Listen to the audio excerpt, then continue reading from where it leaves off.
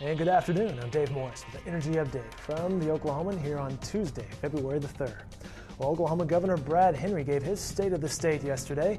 Henry said while Oklahoma is doing better economically than most of the rest of the nation, he has worried that depressed energy revenues could derail the state's economic progress and that it could cause worse budget problems for state government next year.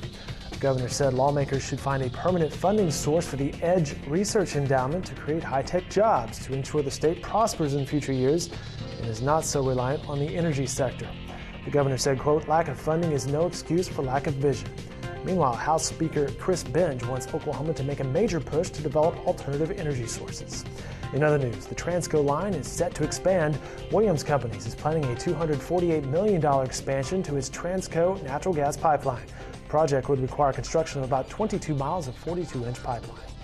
OGE Energy Corporation raised about $40.6 million in net proceeds from the sale of its common stock. This through a sales agreement with J.P. Morgan Securities Incorporated.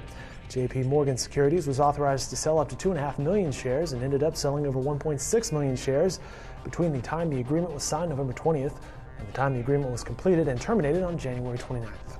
Speaking of OGE, I had a meeting with OG&E spokesman Brian Alford yesterday. He mentioned their smart grid technology received mention in the General Electric ad you saw during the Super Bowl. You may remember the Wizard of Oz theme and the Scarecrow.